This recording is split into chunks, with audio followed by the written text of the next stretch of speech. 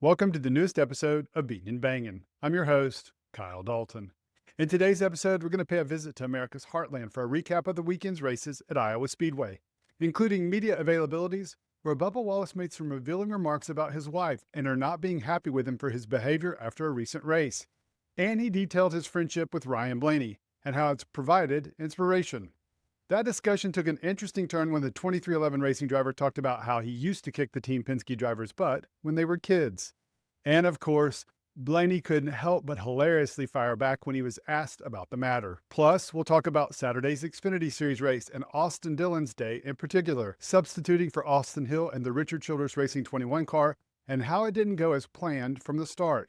Also in this episode, we'll have some baseball talk with the Speedway Classic and how it turned out to be more NASCAR-like than we even expected. And of course, we'll talk about yesterday's race on the .875-mile track that included plenty of hot tempers from the Kyles, including Busch being upset with Alex Bowman and Larson being upset with his teammate Chase Elliott and Christopher Bell. And because I'll be out of town on Wednesday, we'll have our By the Numbers segment today, taking a look at all the numbers for the weekend. However, before we start crunching those numbers, I want to go back to Saturday and the drivers' meeting with reporters. Following his win at Indianapolis, Bubba Wallace was on the podium and he addressed a variety of topics, including what the celebration looked like this past week and how it was a team win with his wife. But I want you to listen to what he had to say about his wife and what happened following the race at Chicago. I've given up a lot of points in the last couple months and put ourselves in this spot. And so, after Chicago, it was unfortunate how that played out, all of my doing, and my wife was very upset with me. And it was kind of an eye-opening deal. Like, she basically said, get your shit together, because I don't want to see you in the spot that you've been in so many years. And I said, okay, I'll go win Indy. So here we go. You guys have no idea of what it's like in my shoes and what it's like in my head. She lives that. She's there every day seeing me go through the downs and the outs and just the self-doubt and waking up and, it's not a good day. I still have those days. They're not as bad as the past, for sure, but still you have them. And, that's what she said after Chicago. She's like, you're going to be pissed off and frustrated and depressed and down because of your own doing. Like, let's get it together. She's clearly someone who understands Wallace better than anyone else and knows how to motivate him. Speaking of motivation, I want you to hear what Wallace had to say about Ryan Blaney and the friendship they've had since they were kids. That's the cool thing about motorsports and us in general. I look at there's still, 6 or 7 of us that grew up racing together since we were kids. And you kind of feel that bond from the get-go because of those moments. And yeah, Blaney and I, we live 10 minutes apart from each other. We see each other all the time, and he's there for me, and I'm there for him. And through the good, through the bad, you always try to be like that shoulder to lean on. And I truly appreciate him and what he's been able to do for me in my career. It's meant a lot. And it's just cool to have that relationship, man. You have your family here at the racetrack, and when you have people you can lean on, it makes the bad weekends, like I talked about, a little bit easier. But yeah, you watch him and all the success that he has here, and what he's been able to do in his career has been super cool. And I can easily get jealous and not want to be a part of it, but no, it's cool as hell to see us all where we came from. And the thing that also kept me going is I do look back on the days when we were kids, and I used to kick his ass. And so it's like, you did it then, why can't you do it now? And I kind of kept that as fuel too. So we are super competitive. He used his ability to beat Blaney in the past as inspiration. Well, unsurprisingly, as you'd expect, after mentioning he kicked Blaney's ass when they were younger, reporters had to get the other side of the story and did just that when the 2023 champion visited the media center. And also, Bubba talking about you guys. I guess he said he dominated you when you were younger, and you didn't get to retort to that. So I was wondering if he said he kicked your ass in all the races. So well, they were cheating. It was no secret. Go back and ask everybody. The Wallaces were cheaters. in bandoleros and everything. But, hey. How do I follow that up?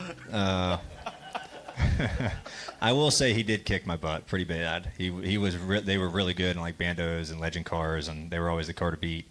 But I think they were cheating the whole years I was racing with them. But what was your other question? You got my mind flashing back to get my ass kicked by him. I have to say, I think it's really interesting how you can see the true friendship between Blaney and Wallace. And as Wallace mentioned, there are others like Chase Elliott, and how these guys have all grown up racing together, and to see that friendship continue through all the years as they've grown older and found success in NASCAR. It got me to thinking about other sports. And I know through the years, there have been athletes, in particular football players, who have competed against each other locally in high school, and then eventually go on to play in the NFL. I know that has to be a cool experience playing against a childhood friend. But the difference is those guys may play each other once or twice a season, if that. Whereas guys like Wallace and Blaney are competing every single weekend against each other throughout the season. So it's interesting to see how they manage the dynamic of maintaining the friendship off the track while competing against each other on the track on a weekly basis, knowing full well that there will be instances where one driver will make a mistake and get into the other driver, and there will be hurt feelings. Just a really cool dynamic to see in motorsports that you don't really find in other sports. Moving on to the practice and qualifying session in Iowa, and the first thing that we noticed was a change in the broadcast team. NBC took over this weekend's coverage, and things didn't get off to the best of starts. Watch this. It's going to be completely different than last year. What's your goal when you get in the car and go back laps here? Yeah, I always just try to approach this. We were here last year, but like you said, the game was over, too tired. Yeah, that was pretty rough. Eventually, Dale Jarrett cut the interview short. During the practice session, things were pretty sketchy around the track as multiple drivers, including Tyler Reddick and Ross Chastain, were getting loose and having near-miss accidents. And then Kyle Busch, who had run the second fastest practice time, did this. Far here, he's second on overall speed for a fast lap, but he's only run 17 laps. Big wreck. Oh, boy. Loose on entry. We've seen it multiple times. Talk to me. Yeah. Wow. Man, that thing came around. Ouch. That was a nasty hit. And not exactly what Richard Childress wanted to see after his remarks just a couple of weeks ago, talking about the team not bringing the best performing cars to the racetrack. In the qualifying session, it was once again the Chase Briscoe show, as the number 19 Joe Gibbs Racing driver managed to go out and secure his 6th pole of the season, which takes us to the Xfinity Series race later in the day. And the one thing that I really wanted to focus on was something we talked about in my last episode, and that was Austin Dillon substituting for Austin Hill, who was serving his one-race suspension for hooking Eric Almirola last weekend at Indianapolis. Well, things got really interesting for Dillon on the second lap of the race when Ryan Sieg got loose and got into the side of the number 21 car. As expected, Dillon wasn't happy about it. Believe that asshole in 39, man. Fuck. Despite that rough start, Dillon did manage to rebound and finished 14th, which takes us to Saturday night, and I, like many of you, was eagerly anticipating the Speedway Classic at Bristol Motor Speedway. And when I saw the forecast earlier in the day, I thought, holy cow, we had fooled Mother Nature. There was a big event being held at a racetrack, and she decided to cause havoc. After a lengthy rain delay, they tried to play, but to no avail. They just got the game started and had to postpone it to Sunday. I will say this, that despite the weather, it was really cool seeing a baseball field inside the last great Coliseum. And despite the circumstances, the game did manage to set an MLB record for most attended game, with the league's official box score listing 91,032 fans on hand to see the Atlanta Braves defeat the Cincinnati Reds 4-2, which broke the record that had been in place since 1954. And now let's move on to Sunday's race, and Briscoe started on the pole, but he didn't stay there very long. On that first lap, William Byron took the lead and stayed there for the next 67 laps. There were two storylines in that first stage, the first being whether or not Brad Keselowski, who was running second, would be able to pass Byron for the lead. He did with 3 laps to go and won the stage. He was followed by Austin Cindric, Byron, Ryan Blaney, and Chase Briscoe. The other big storyline is one that's become quite familiar lately and throughout much of the season. That first stage went without a caution for cause. During the stage break, Keselowski had a slower stop and came out 4th. Both Alex Bowman and Ryan Preece got nabbed for speeding penalties. The other thing of note is there was some courting seen on the tires. To start stage 2, it was second verse, same as the first, as Chase Briscoe started on the front row but this time jumped out to the lead. He stayed there for 80 laps and relinquished it on green flag pit stops. And this was where strategy came into play. Teams were deciding when to pit based on both their fuel and tire strategies for the rest of the race. Eventually, Byron followed Briscoe down pit road while Brad Keselowski, Ryan Blaney, and Austin Cindric all stayed out. That call worked to their benefit when we had our first caution for cause on lap 169 when Shane Van Gisbergen went for a spin. It was during that stop that we had our first hurt feelings of the day, when Kyle Busch pulled into his stall and left his right rear hanging out onto pit road, which forced Alex Bowman, who was pitting in the stall behind him, to have to back up before he could get out. He couldn't have stopped any wider if he tried. Yeah, that's it for him, man. A short time later, Bowman showed his displeasure by sticking a finger out the window, and Busch wasn't happy about it.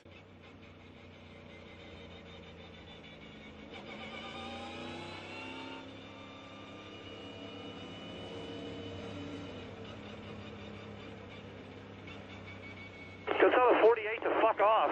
It's a shitty situation. We all fucking suck. What do you want me to fucking do? Yeah, 10-4. I'll let him know. And as the familiar saying goes, cautions breed cautions. We had our next one just 5 laps later when Cody Ware went for a spin. On the subsequent restart, we had our second conflict of the day with another Kyle. This time, Kyle Larson was put 3 wide by his teammate Chase Elliott, who drove it in the middle between him and Chase Briscoe, who was on the bottom, and made contact with the left front tire of the number 5 car. Larson didn't say anything specifically about Elliott, but did mention that his car was handling poorly as a result of the contact. This was his first incident with Elliott. The second came a short time later on another restart with 2 laps to go in the stage, when Larson and Elliott were both going for the same spot and made hard contact yet again. The 2021 champion appearing to get the worst of it, getting sideways and somehow avoiding a crash. A couple trips around the short track and Keselowski won the second stage for a sweep of the stages, something he hadn't done in 6 years. Also on that final lap, Carson Hocevar went for a spin and he was unhappy about it. Top of 4. Hang on, Jody, man. Lock it down. Lock it down. Lock it down. Lock it down. All right. Keep it rolling there. Get it rolling. No caution. No caution. Stage checkers. He got flat. We need to pit. Oh, I just got fucking idiots around me. 10-4. Just tired of this shit. And we were just getting warmed up. Cautions and hurt feelings were a big part of that third and final stage as well, starting early on the 3rd lap into the run when Denny Hamlin went for a spin. What adjustment? Anything balance-wise? No, we're all just fucking ping-ponging off of each other. Incredibly, over the course of 60 laps, we had 7 cautions. However, there was one notable moment in that final stage that involved contact but didn't bring out a yellow, when Christopher Bell got into Kyle Larson and the HMS driver saved it. Despite that save, his frustration from the day boiled over. Top of 3 now. 11 all the way bottom lane. 60 in line with you pushing. Fuck every single motherfucking... God damn it. How much fucking room do I have to leave people? How's my right recorder? All that stupid shit. Yeah, we're going to look at it. I know those guys have been hard on you, man. Vin, yell at me, and then we're going to figure out how we're going to reset. I know you're mad. Stay mad for a few minutes, and we'll figure out our next move. I'll let you know on damage. Stand by. Been quiet for 45 minutes. Fuck, man. So I'm telling you to yell. It's good. I know. I've been trying to be good, a good teammate. I'm trying to be a good competitor. And it hasn't got me anywhere here the last fucking hour. With so many cautions, the fuel and tire strategies for the teams were dynamic and ever-changing. In the end, we had a 75-lap green flag run to the finish. The question was whether or not William Byron, who took the lead on lap 277, could make it to the end on fuel.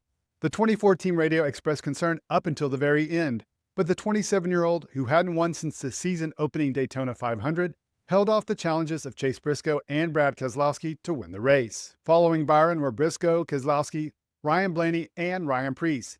And as I mentioned in the beginning, since I won't be around on Wednesday because I'll be up in Arlington taking in the Rangers versus the Yankees game, we're going to have a special Monday edition of By the Numbers. So let's start with our race progression graphs and start off with those top 5 finishers. There's definitely one outlier in the group, and it's Ryan Preece. As you can see, the number 60 car started deep in the field and steadily made his way forward for a strong finish. You can bet he'll be on our biggest movers segment. Let's stick with the RFK cars as a whole, and you can see that Preece and Buescher were both running fairly closely to each other until the halfway point of the race, when the number 17 started heading the wrong direction and never recovered. Now, let's take a look at the race-winning team of William Byron and see how his teammates fared. Well, we know Kyle Larson was having a bad day, and this graph clearly reflects that. Alex Bowman didn't suck as Kyle Busch suggested, and finished 7th, while Chase Elliott had an average day and finished 14th. I have to show you the 2311 racing graph because Bubba Wallace was involved in an incident in Stage 2 with John Hunter Nemechek that broke a toe link. He was down 2 laps and mired in the 30s into that third stage, and then managed to drive his number 23 car through the field and recorded a solid 6th place result. And our last one for the day is Joe Gibbs Racing.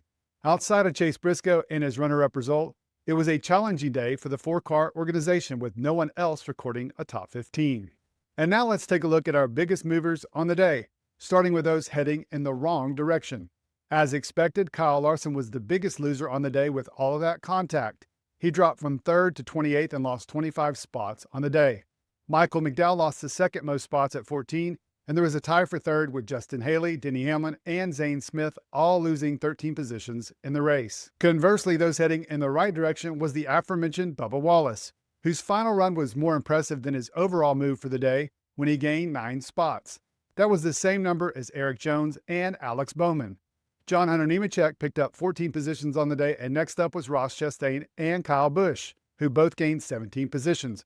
But take a look at the big winner, and that's Ryan Preece, coming from 33rd and finishing 5th. Impressive stuff. And now let's take a look at our last 5 races analysis, and after weeks at the top, Chase Elliott has been dethroned by his HMS teammate, and it's not who many of you think it is. This week, Alex Bowman, who was second last week, is now the top dog with an average finishing position of 9.2, and has been solid in his last 5 races with 4 top 10s. In second, we have a tie between Chase Briscoe and Ryan Preece at 9.4. Check out the number 19 pilot, and he's been really good with 3 runner-up finishes in his last 5. Ryan Preece has been solid as well with 3 top 10s in his last 5. Chase Elliott drops down to the 4th spot in a tie with Denny Hamlin this week with an AFP of 10.4. The number 9 driver has been steady with 4 top 15s, including a pair inside the top 10, while Hamlin has had up and down days with 3 top 5s and a pair of results in the 20s. Rounding out the top 10 are Ty Gibbs, Brad Keselowski, Ryan Blaney, Bubba Wallace, and Tyler Reddick. And I have to point out that last week, William Byron was 4th from the bottom with an AFP of 26.6. His win yesterday at Iowa vaulted him up to the middle of the pack and improved his AFP by almost 7 full spots. And our last item for the day is our Mario Kart's point standings. With his subpar performance this week, Kyle Larson didn't pick up any points, but still holds down the top spot while Denny Hamlin and Christopher Bell close the gap, the latter moving into a tie with the former, earning 4 points for his 17th place finish. Chase Elliott, with his 14th place result, gained 5 spots and now sits just 3 points behind his teammate who was not happy with him on Sunday. Interestingly, William Byron and Chase Briscoe traded spots from last week's standings, with the number 24 pilot just 1 point ahead of the number 19 driver. All right, guys, that's a wrap on this jam-packed episode. We talked about a lot. Let me hear what you think about it, and let's start with the media availabilities. I'm curious to hear what you think about the comments of Bubba Wallace and Ryan Blaney and their friendship. Can you think of any other athletes who are this close off the field, and it's a relationship that started as a result of childhood competition? What did you think of NBC's first weekend of coverage? I know there were some rough spots, but that's to be expected. As for Sunday's race, what did you think about it, and specifically all of those cautions? Honestly, I like them because it happens naturally, not like a stage break, and it totally forces the teams to rethink their strategies. I really enjoyed that part of the competition. And finally, what did you think of this week's By the Numbers segment? Any particular numbers that got your attention? As I mentioned, I won't be putting out a video on Wednesday, but we'll be back in action on Friday.